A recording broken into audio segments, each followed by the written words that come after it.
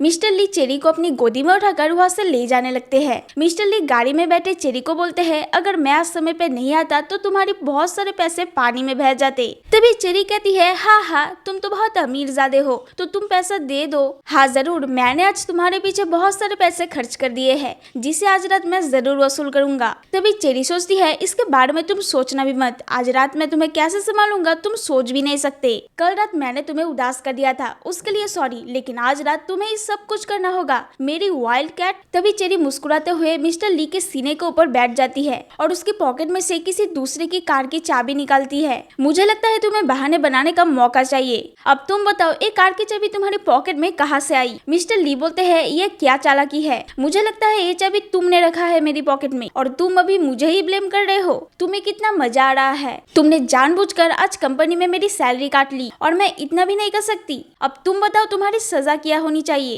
Mister ली कहते हैं, एक काम करो, मुझे सजा देने के लिए तुम मुझे अपना ड्राइवर बना लो और तुम जो भी बोलो सब चलेगा, जरूरत नहीं, मैं तुम जैसे मक्कार आदमी के साथ बात नहीं करना चाहती। तभी मिस्टर ली दरवाजा खटखटाने लग जाता है। क्या मैडम फिर से अंदर अकेली खेल रही हो, लगता है अंदर तुम्हें मुझे बुला लेना चाहिए। मिस्टर ली कहते हैं, अरे बाप रे, 3 दिन की सैलरी की वजह से तुम अभी तक मुझसे गुस्सा हो। ठीक है, मैं आपको इस महीने की पूरी सैलरी दूंगा, अब तो मुझे माफ कर दो। चेरी बोलती है, चले जाओ, मुझे तुम्हारे पैसे की कोई भी जरूरत नहीं। मिस्टर ली चेरी को रोकते हुए बोलते हैं, ठीक है मैं बाहर चला जाता हूँ। लेकिन चेरी सो जाने के बाद मिस्टर ली चुपके से रूम के अंदर आता है और उसके पास सो जाता है। सुबह हो जाती है और मिस्टर ली सारे घर में अपनी पत्नी को ढूंढ रहा होता है। जरा फोन करके देखता हूँ वो ऑफिस गया है या नहीं। लेकिन ये क्या, चेरी ने तो सभी जगह से मिस्टर ली को ब्लॉक कर दिया है। अभी मिस्टर ली कंपनी में फोन लगाते हैं और पूछते हैं, चेरी कहाँ पर है। तभी वो बोलता है, मिस्टर ली चेरी तो फ्रांस के लिए निकल गई है। मिस्टर ली गुस्से में खुद से ही कहता है, चेरी तुम ऐसा कैसे कर सकती हो।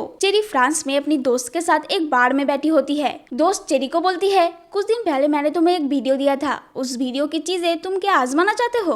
तभी चेरी बोलती है, अपना बकवास बंद करो। दूसरी तरफ मिस्टर ली बहुत दिनों के बाद अपने पापा के घर आया है, लेकिन उसकी माँ उसे देखकर खुश होने की जगह चेरी कैसी है ये पूछ रही है। मिस्टर ली अपने माँ से कहते हैं, माँ जरा अपना फोन देना। माँ कहती है, क्यों तुम्हारे फोन में क्या रिचार्ज भी नहीं है। मुझे लगता है चेरी तुमसे बात नहीं कर रहा है, इसलिए तुम मेरे पास आए हो उसे फोन करने के लिए। मिस्टर ली कहते हैं, माँ प्लीज आप अंदाजा लगाना बंद कीजिए और अपना फोन दीजिए। लेकिन मिस्टर ली बहुत बार फोन करने के बाद भी वो फोन नहीं उठाती। लेकिन फोन काटने से पहले चेरी की दोस्त तुरंत फोन उठा लेती है और बोलती है, तुमने उसका 3 दिन की सैलरी काट ली है, जिस गम से वो नशे में डूबा हुआ है और पूरी तरह टल्ली हो चुकी है, जिस वजह से वो सो गई है। उठने पर मैं तुम्हें फोन करने को बोलूंगी। तभी मिस्टर ली की माँ उसकी कान खींच के बोलती है, क्या तुमने उसकी 3 दिन की सैलरी काट ली, बेचारी कितनी दुख में है। मुझे लगता है तुम अपने पापा के ऊपर गए हो और मुझे अपनी शक्ल मत दिखाना। आज सारा दिन मिस्टर ली ऑफिस में काफी उदास है। तभी उसकी भाई फोन करता है और बोलता है, भाई चेन चलो बाहर ड्रिंक करके आते हैं, हम भाइयों को मिले हुए बहुत दिन हो चुका है। क्लब में भाई मिस्टर ली को मजाक करते हुए बोलता है, मैंने सुना है तुम्हारी चांदनी ये वेलन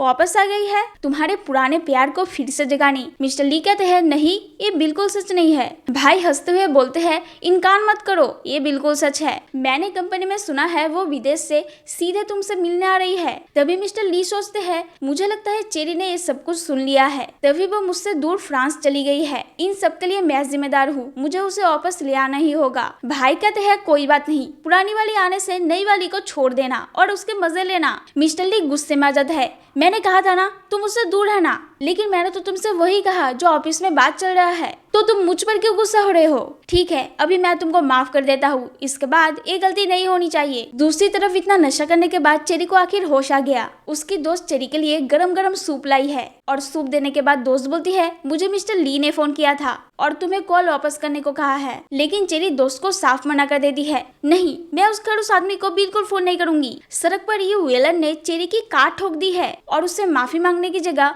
ये तो बहुत रौब दिखा रही है, जैसे इसके बाप की सड़क हो। ये वेलन कितनी झूठी है जो खुद चेरी की कार ठोक कर अभी मिस्टर ली को उदास होकर खुद ही वॉइस मैसेज भेज रही है कि किसी ने मेरे पीछे से कार ठोक दी है, क्या तुम मेरी मदद कर सकते हो। लेकिन एक कंपनी के आदमी ने ने असली बात बताया कि यू वेलन की नहीं बल्कि चेरी की किसी ने कार ठोक दी है। ये बात सुनकर मिस्टर ली घबरा जाते हैं और बोलते हैं क्या चेरी ठीक है? वो बात मुझे पता नहीं। तभी मिस्टर ली दौड़े हुए उस जगह पर जाते हैं। यू वेलन को लगता है मिस्टर ली उसके लिए आए हैं, लेकिन मिस्टर ली तो चेरी की मदद करने के लिए गए थे। ये सब देखकर चेरी बहुत दुखी हो गई है और अपने आप को दोषी ठहरा रही है। मिस्टर ली यू वेलन के मुंह के ऊपर बोल देते हैं, मैं यहाँ पर चेरी के लिए आया हूँ, तुम्हारे लिए नहीं, तुम मुझसे दूर रहो। चेरी कंपनी में अकेले ही वापस आ गई है और बहुत दुखी दिख रही है। मिस्टर ली उसे देखकर अपने रूम में बुलाते हैं। रूम में आते ही चेरी बोलती है, अगर तुम्हें कोई जरूरी काम है तो ही बोलो, वरना मैं रूम से चली जाती हूँ। तभी मिस्टर ली चेरी का हाथ पकड़ लेता है और बोलता है, तुम मेरा यकीन करो, मेरा उसके साथ कोई भी रिलेशनशिप नहीं है, वो बस मेरी पुरानी बचपन की दोस्त है। चेरी गुस्से में बोलती है, मुझे क्या, मैं तो सिर्फ एक सेक्रेटरी हूँ, लेकिन मुझे तुम्हारी नाराजगी बर्दाश्त नहीं हो रहा है और यू वेलन मेरी बचपन की प्रेमिका है, ये पूरी तरह अफवाह है, इस पर तुम यकीन मत करना। और रोड पर मैं उसके लिए नहीं बल्कि तुम्हारा एक्सीडेंट हो गया है, ये सुनकर दौड़ा भागा गया था। चेरी जलते हुए बोलती है, नहीं मुझे कुछ नहीं हुआ है, तुम उस वेलन के पास जाओ और उसकी खबर लो। मिस्टर ली हंसते हुए उसकी जलन को समझ जाते हैं और अपनी पत्नी को हक कर लेते हैं ताकि उसका गुस्सा कुछ हद तक कम हो सके। और चेरी को हक करते हुए बोलते हैं, मुझे किसी और से कोई लेना देना नहीं। मिस्टर ली दूर हट जाओ, लोग देखेगा तो क्या समझेगा, समझने दो, मैंने तो सिर्फ मेरे पत्नी को हक किया है, तो तुम्हें क्या। और जब तक तुम मुझे माफ नहीं करोगे मैं तुम्हें इस तरह से ही पकड़ के रखूंगा। बदमाश, हाँ मैं बदमाश हूँ, लेकिन सिर्फ तुम्हारे लिए, और तुम अब गुस्सा करना बंद करो। लेकिन तुमने जो कल मुझे नजरअंदाज किया था उससे मैं बहुत दुखी हुआ हूँ, लेकिन उसे भूलने के लिए तुम मुझे एक गिफ्ट दे सकती हो, उससे मैं बहुत खुश हो जाऊंगा। चेरी तो पूरी तरह शर्मा जाती है और मिस्टर ली को धक्का देकर वहां से चली जाती है। ऑफिस में एक नई एम्प्लॉय आई है और वो सभी एम्प्लॉय के साथ मुलाकात करना चाहती है। यू वेलन को चेरी की खूबसूरती बिल्कुल पसंद नहीं आया है, इसलिए वो पहले दिन से ही चेरी के पीछे पड़ गई है और चेरी को टॉन्ट मारते हुए बोलती है,